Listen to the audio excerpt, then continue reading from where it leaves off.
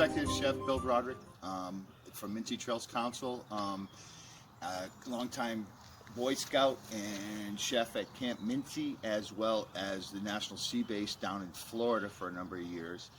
And I'm coming to you today because the local council, Minsi Trails Council, has asked me to record a video on cooking. Well, they actually just asked me to do a video, but I decided it would be on cooking because that's obviously my forte. So I was going to do originally just pizza and teach you how to do a Dutch oven pizza. And you are going to learn that today, but you're going to learn how to make, first of all, dough from scratch, and we're going to take the pizza dough, and everybody knows me, that ever worked for me at summer camp knows I can't do anything basic. So we're going to kick it up a notch, and instead of making pizza, although you'll learn how to make it today, we're going to take that to a second level, and we're going to make a calzone, a Dutch oven calzone.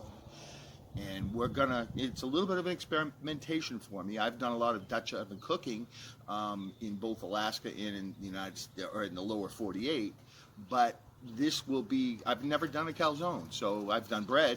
This should be interesting. This should be a lot of fun, and it's a little bit of a test. So come on with me, guys, and let's step into the test kitchen, the Minsi Trails Council test kitchen. And what we're going to try and do is make a calzone that you can make at home and then transport to the campsite. So it doesn't really work for backpacking, but for site camping, it would be perfect. And which would be how you'd have a Dutch oven to begin with, site camping. And we're going to make in the kitchen, we're going to make the calzone, and then we're actually going to bake it. And I'm going to teach you some things about baking in general, but baking in calzone specifically at the campsite. So come on, let's go in the test kitchen, Minsi Trails Council, and we'll be right with you. Okay, so here's your pizza dough recipe. Yeah, this is my basic recipe. This is my basic pizza dough recipe. And you can, I can ad-lib on this a little bit, but the easiest way for me to tell you it is 1 tablespoon of yeast, 1 cup of lukewarm water. That means hotter than room temperature, a little bit warmer than room temperature. 2½ cups of high gluten flour, a teaspoon of salt, and 1½ teaspoons of salt, 1 teaspoon of granulated sugar, and 1½ tablespoons of extra virgin olive oil. You're going to see, this is the method if you want to go back for some notes, but you're going to watch me do it, and it's going to become a lot more clear to you than just reading the recipe. Okay, so I have lukewarm water here, and I have my yeast, and after thoroughly washing my hands for 20 seconds, I take my yeast and just put it into the lukewarm water. Okay, and then you just give it a light little stir, just enough to break it up a little bit. Okay, and this is where the magic's going to start to happen. And then those little microorganisms are going to come back awake. I'm going to let that yeast set for about 15 minutes to wake everything up inside there and bring those little organisms alive. And while I'm doing that, I'm going to weigh out all the ingredients, as we talked about, and they're all going to go into one stainless steel bowl. This is all the dry ingredients. Note the fact that I'm not putting any wet ingredients in this bowl right now. We're just putting all the dry ingredients in.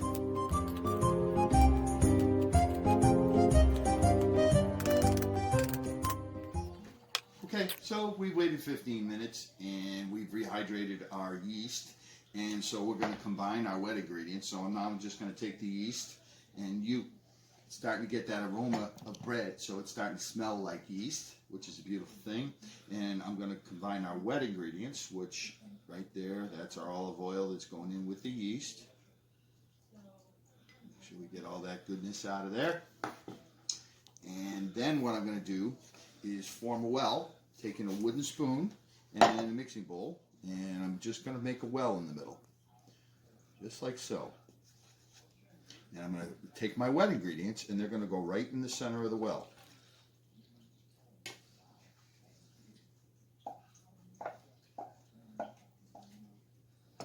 Okay, so now I got the wet ingredients in the center, and at this point, all you're really doing is making circles. You're trying to bring the dry ingredients into the wet ingredients. And actually, if you've had any experience with this, can actually go pretty quick. It doesn't take long. I certainly in a professional kitchen would always be using a mixer, which is even a lot easier than this is per se.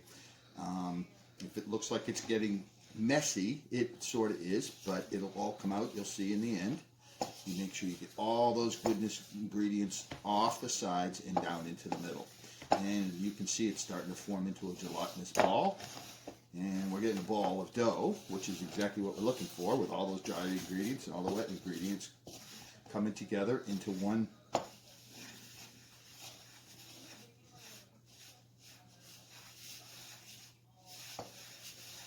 Okay, at this point, we pretty much have gotten all the wet ingredients and the dry ingredients incorporated together and mixed around.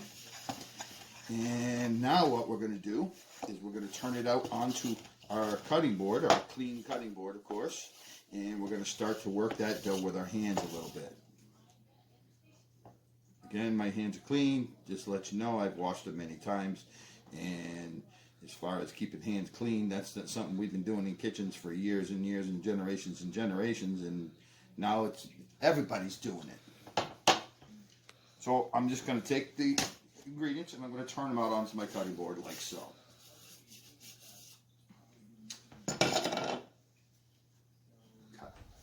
Okay, now that we got that done, now what we're going to do, we got it all down on the board, and I'm going to move in a little bit of extra flour, and I'm going to start to form my ball that's going to be my pizza dough when we're done here.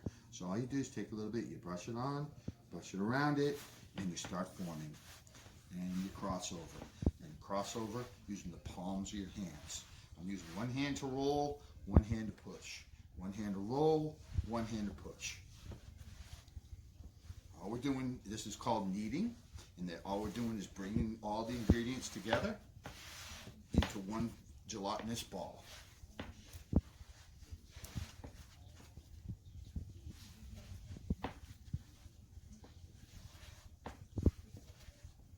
Note that I'm using the palm of my hands. That's kind of mushing everything down, and it's basically all you're doing is kind of pushing everything together. That's the kneading process.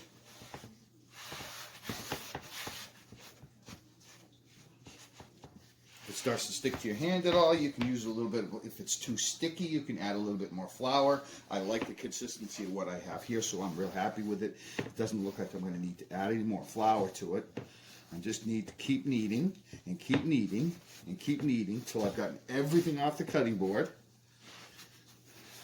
and that my dough is smooth. And I'll show you what I mean. See, it's still kind of lumpy right now, and you can see different ingredients in it.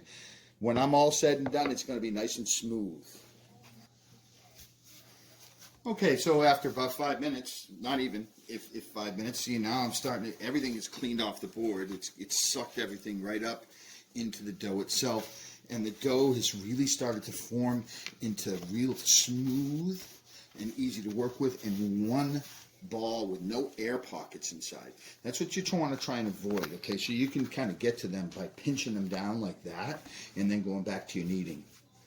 At this point, I'm just trying to get a ball. Just trying to get a nice smooth ball with no wrinkles in it.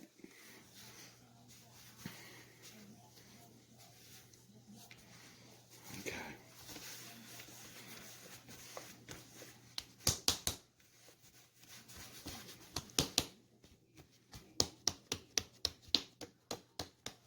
Okay, nice smooth round ball. That's what we needed right there. Now we're going to do something called bench resting. Now we're going to allow those microorganisms that we talked about before to come back to life in this. If we were going to use and to mull everything together. If we were going to just make bread, basically that's a basic white bread. That's what we're going to use for our pizza dough. All right, so now I'm just going to bench resting it. I take a clean towel, set it over it, and let it set there for 20 minutes. Okay, so we waited the allotted amount of time for our dough to bench press, and we're going to uncover it, and we're going to see, as you can tell, it's much smoother than it was before. There's no lumpiness to it. It's the round shape to it. Everything is where it should be. Okay, so this is called bench resting, and everything is kind of mulled together. the amount of yeast that you use in pizza dough doesn't make it rise like a bread does. Okay, so there's not a lot of yeast in here. That's what's going to make it a good pizza dough. If we were making bread, there'd be a little bit more yeast and be a lot more time for it to rise in a warmer temperatures, and we'd have something called, it would rise from there. So now I'm ready to start working my dough. At this point, I'm just going to take a little bit of flour and dust it on the bottom of my rolling board, and I'm going to put a little bit on top. Okay, and now we just actually what we're doing is puncturing the dough with our fingers. Okay, so we're just trying to increase size. We'll flip it a couple of times and continue to do that. And what we're doing right now is just actually working it out into a circle that we're eventually looking for a bigger circle. And we're looking for consistency and thickness. That's pretty important. At this point, I always like to switch over to a rolling pin for a minute. And what you want to do with the rolling pin, you start from the center and roll out. Start from the center, roll out. Go a quarter. Start from the center, roll out. Start from the center, roll out.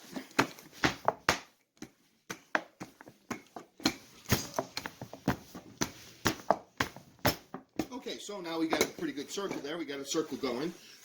If you want to get fancy about it, what you're doing here is stretching the dough, and this is called pulling dough or stretching dough. And you see people that toss them up in the air, but really that's just the second. Really, what I'm doing if you can watch my hands here, what I do is as I hold it, I pull it out, and I pull it out, and I pull it out, and so you're getting it fairly thin, rounder, and more consistent in size. And that's how you make a basic pizza dough. If I was going to be making just plain pizza, which is not quite what I do, it would be done. We could put this in the oven or in a Dutch oven and bake it and have regular pizza with all your favorite toppings. You guys all know how to make pizza. It's too simple. Now we're going to kick it up a notch. Okay, so we're ready to start assembling. As I said to you before, we're not making pizza today. We are making a calzone, which forced me to make 2 crusts instead of 1. And so one will be the top, one will be the bottom. And I got my fillings, Italian sausage with seasoning. I got my favorite pizza sauce here. And I got a mixture of cheeses. This is 100% whole milk mozzarella. And then I also put in a little bit of cheddar cheese to give it a little color and a little bit of oil to it, and also some pepperoni, which is basically Romano, Italian Romano. That's what I'm filling mine with. You can fill it whatever you want. I've done it with steak and cheese. So you put steak and cheese in the middle of these calzones and call it a day. Or you could put, if you like pepperoni, you put that in there. It really, I've done it with ham and all kinds of luncheon meats, and I've seen some pretty wild things that you can put in. So it's up to your imagination. All right, so I've made 2 crusts, as you can see here. This is the one that we originally made, and I made another one because we're going to use a top and a bottom crust on our calzone. And because we're the fact that we're making it today and bringing it and cooking it in the Dutch oven tomorrow, I use a springform pan, and that's exactly what it is. It just comes apart. You clip this up, and the bottom falls out. And that's what I'm going to use. This is what I'm going to use to transport it. I'm not going to cook it in this, but I'm going to use this to transport it out to where I'm camping and get it into the Dutch oven.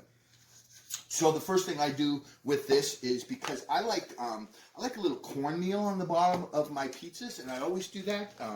One of the good things about cornmeal, the thing that I really like about cornmeal, is that it, first of all, and you probably have had it on your pizzas, you didn't even realize it, but what that does is it toasts underneath, and I like the flavor of the toasted cornmeal underneath, but I also like the fact that it lifts it up off the bottom of the pan ever so slightly so air can get in there and cook the bottom of the pizza, which is the ultimate goal, of course.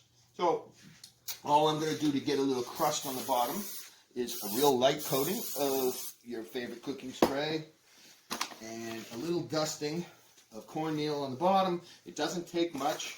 All I'm trying to do is get it, like I said before, onto the bottom of the dough. So we put a little bit, move it around, spin it around, as such. That's plenty, and we're ready to go. So I'm going to set this aside, and I'm going to take my pizza dough, a little bit dusting of flour, always a dusting of flour. And when you're moving pizza dough off of your tabletop or off of your cutting board, you may find it easier at this point because I'm placing it in here to fold it into quarters. So again, a little bit of flour on the bottom, and I fold it into half, and then I take that and fold it into half again so that I have a little bit of a packet. Now I'm just going to take my springform pan, and I'm going to try and line up that little point in the center, and if I did my job right, it should go around the whole thing, hanging over the sides.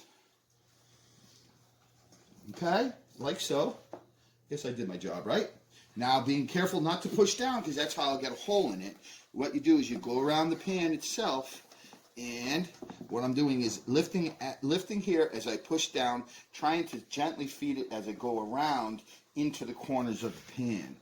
And that's exactly what my goal here is, to, without tearing my dough, get it all down into those corners down in there, so I completely have created what in essence is your apple pie, if you will, but we're not doing a pie crust, it's a totally different kind of crust, but the thought is the same, that we're making a complete pie. Now, traditionally, for calzones, most people, and I'm sure you've all had them or seen them in pizza parlors, etc., where they usually take this, they'll take some of this and they'll put it in the center and fold it in half, or sometimes they do it in a rectangle and then pinch all the sides around. Again, you can do that, but for our Dutch oven, this is going to fit just perfect. So, as you can see, I've now formed all the way around the inside, and it's nice and tight inside there with a little bit of cornmeal on the bottom, and I am ready to start filling. What I'm going to try and do here is do this in layers. So I would like to start with a little sauce on the bottom. So I'm going to take my pizza sauce. Doesn't take much to start with, okay? And being careful not to splash it up on the sides, because then you'll start having the dough stick to everything. Is I'm just going to go around as if I was making a pizza and form a nice little light sauce all the way around. When people make pizzas, I see them all the time. Probably one of the more common mistakes that people make, and it to me is the judgment of a good pizza, is to have the right amount of sauce. And I think a lot of people use too much sauce. Too much or not enough is not right either, but just the right amount is perfect. So now I'm going to go to the cheese, and I'm going to be generous with my cheese. That's the good part. I'm going to go ahead and make a complete circle around and spread everything out nice and neat and all the way around that. It's already starting to make me hungry. And now I'm going to switch back. I'm going to switch over to my sausage, and I'm going to go all the way around and put a thing of sausage like so. And we're just going to layer a little bit here, because I want it to cook that way. Now we're going to put on another thing of sauce, and this time we're just going to kind of go bam, bam, bam. Bam was actually started in, I guess, by a chef, a famous chef named Emeril Lagasse, and it just so happens that he happened to be one of in the same class as me at the same college, and we went to college together for culinary arts years ago. Neither here nor there. I just thought it would be something neat, and I still like to use some of his sayings. So here I am back to the cheese. Okay, and we're going to save just a little bit of cheese to go on top of all this goodness. And the sausage around there. Spread it out so every bite gets every piece, like so. And a little more sauce.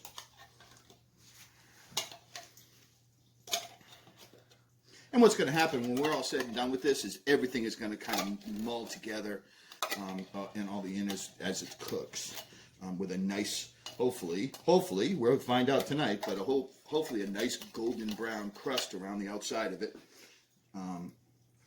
as pizzas and calzones should have. Okay, and we'll finish with the last little bit of cheese. Boom, boom, boom. Okay, that's pie. Now we got to top our pie. Okay, so what I like to do at this point is just kind of fold the sides in, and just a little bit, like so. Okay, And just like that. Okay, now we're going to take the other dough that we did up earlier. And we're just going to put that right over the top, and we're going to pinch the two together. Okay, so just going to take my top crust, which I folded in quarters, and I've already, before I did that, I put a little bit of dust of flour on it. Okay, and I'm going to take it, and I'm going to just kind of lay it over the top of my pie that I have here.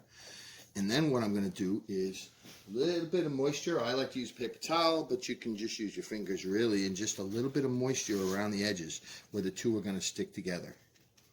So I'm going to come around the top of this dough and the side of this one, and I'm just going to do that. And that's going what that does is that actually helps it to seal. Moisture is what is in this that seals the particles together, and that's exactly what I'm doing. It's just getting it a little bit wet so that we can make a nice pie crust, if you will.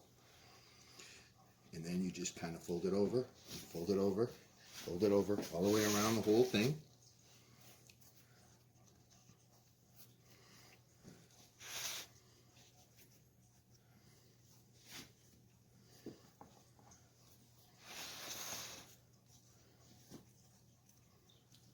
And now what I'm going to do is just a little something, because I am who I am, and we're just going to twist it like so, and we're going to pull it across, and we're going to form a little bit of a crust around the outside, pinching everything down as we go. Pinch and seal, and pinch and seal, pinch and seal, pinch and seal.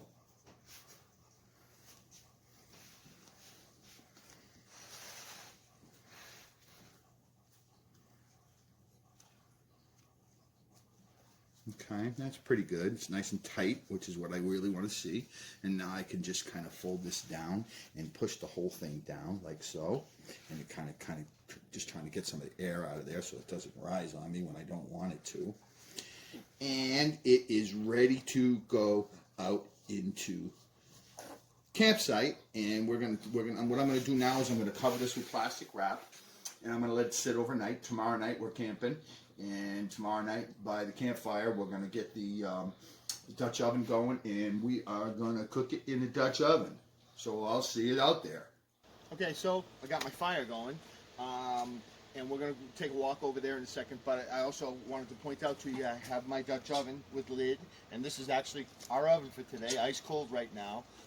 And what we're going to attempt to do is, again, because this is a test kitchen, is trying the proper temperature for cooking this is probably going to be somewhere around 350 to 400 degrees. So I am going to attempt to get this to 350, 400 degrees, my oven temperature, prior to entering the calzone into the oven. And then once the oven continues to cook, at that temperature, we'll look at different temperatures as it goes and timing.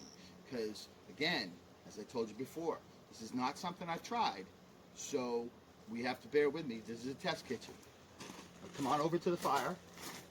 And what I'm going to do right now is go ahead and start heating up my Dutch oven. So I'm going to get my Dutch oven on the flames. And I'm going to get the lid on it. Okay, and then we're going to put some over the top here, and we're going to try and achieve a 400 degree temperature.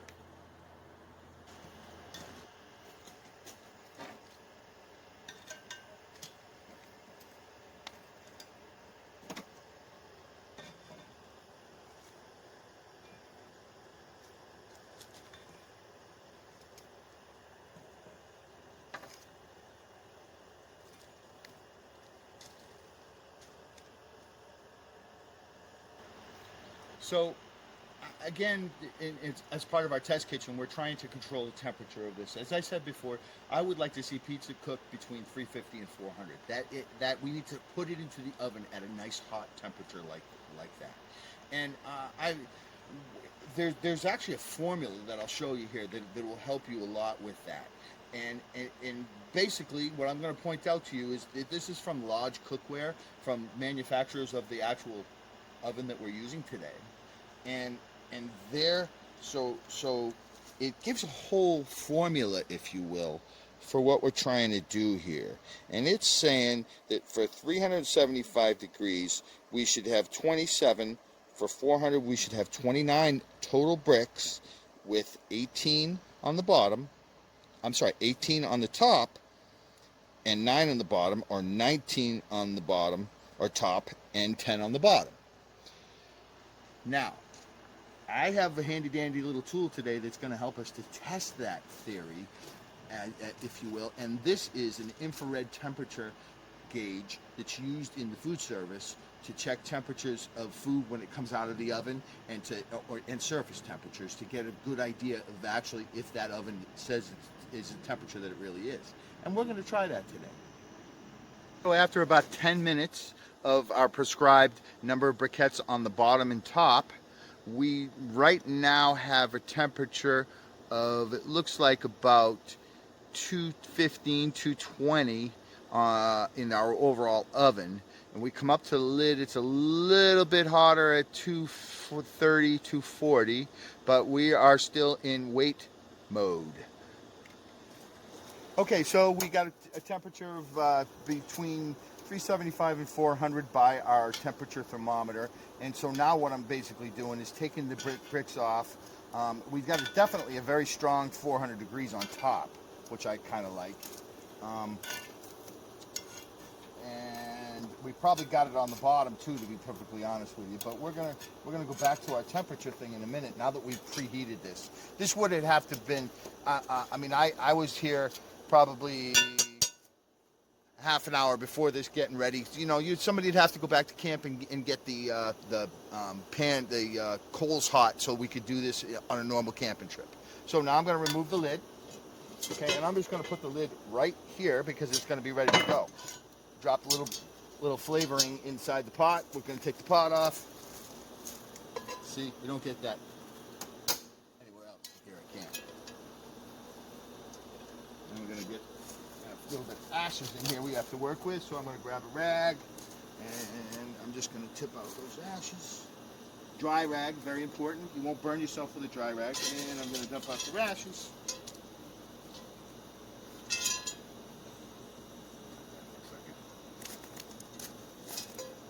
So now I'm going to take the pot, I'm going to put it down. We got a nice 400 degree pot, and I'm going to come right over to here, and now we're ready for the goodness to start, as Emerald would say.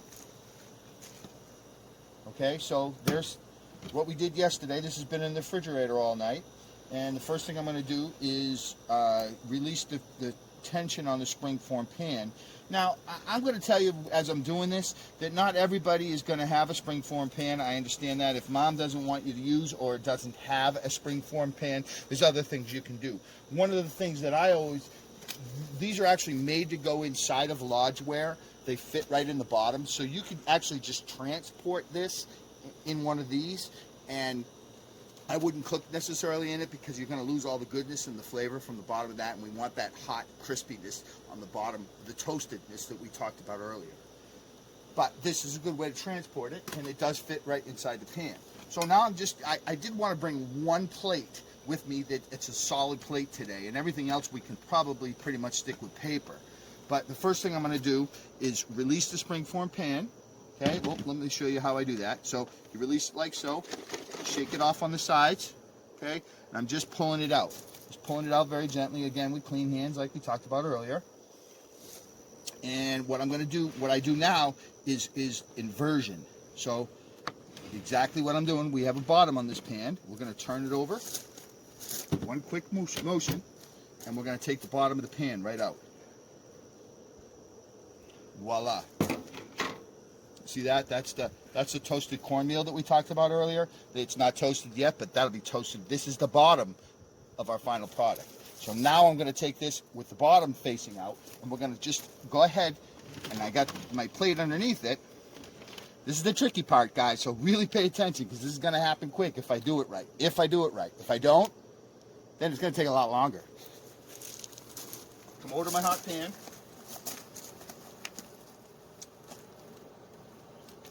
Hot oven, should I say, and on the count of 3, 1, 2, 3. That comes off, it's down inside, pan comes out.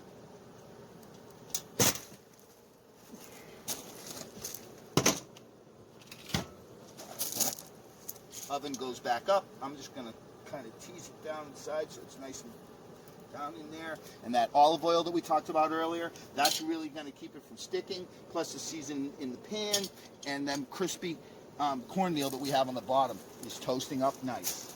So now what I'm going to do is I'm going to go ahead and just put it back on the fire and start my oven timer.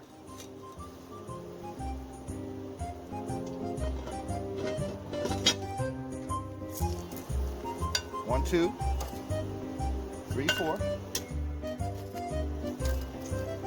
5, 6, 7, 8, 9, 10, 11, 12,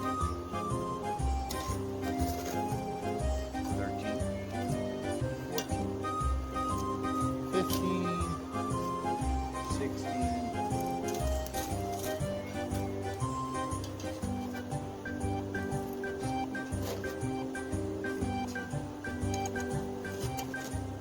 19, put one for good luck, kind of keep them all spread out over the top of the lid, and we'll check the temperature as we go. Now's the time that the temperature is so critical. Boys will be coming back from camp real soon. Oven's on, and things are going strong. Let's see what happens. All right, so it's been 15 minutes longer, and I'm thinking that it's probably done. We've been watching the temperature the whole time, and it looks like we are right around 375 to 400 degrees. So we got that, we did that right. And now we're gonna remove the lid, see what we got, and see where we stand. So very gently, I'm gonna pull the lid. Oops. A lid pulling tool.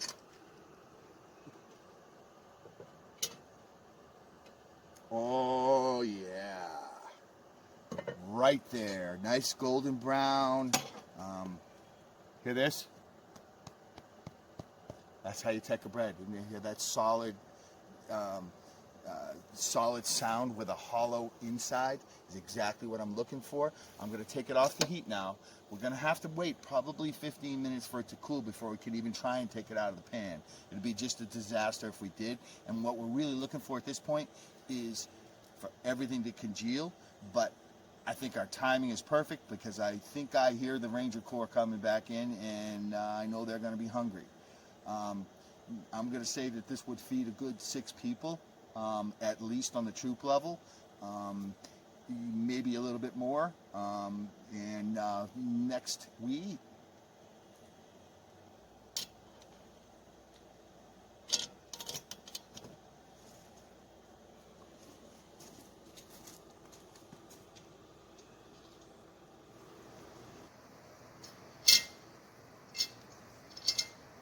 Okay, guys, we've waited about 15 minutes for it to cool down a little bit, and now comes the last major step that we have to do here. I took the cover from the pan that we originally put it in. I'm going to just gently lay that on to the top of our calzone, and then I'm going to take my rag and hold the bottom. And now we're inverting it to get it out of the pan, and then we're going to get it onto the cutting board, and we're going to see what we got here. Okay? Well, the first thing I'm going to do, just as a little safety precaution, actually, is to go right around the outside of it with my knife, making sure that nothing's stuck and everything looks good, and I think it's going to come out with ease. Okay, so now we're ready to invert the pan. I did take a spatula and loosened it all up around the edges and underneath it a little bit, just to make sure that it was going to come out okay. And I think we're ready now. I'm going to just lay the pan that I originally brought it here in. And what I'm going to do now is turn it upside down onto that. This is inverting, if you will.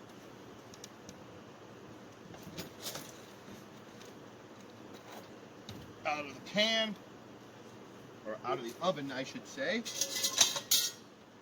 And now we just take the cutting board that we're going to serve it on, and we're going to turn the cutting board over. And how do you like that? That's dandy. Now watch. Here's where the magic happens, guys. Okay? So, cut right down the center, gently.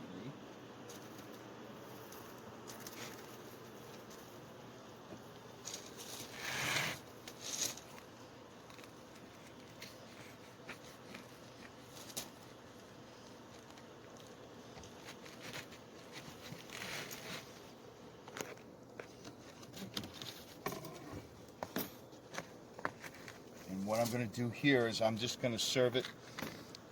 What I'm giving to the guys is this is an arugula salad with a raspberry vinaigrette and raspberries and feta cheese. So I made a separate salad to go with it because you got to have your greens, you got to have something healthy in there, or Mom wouldn't approve.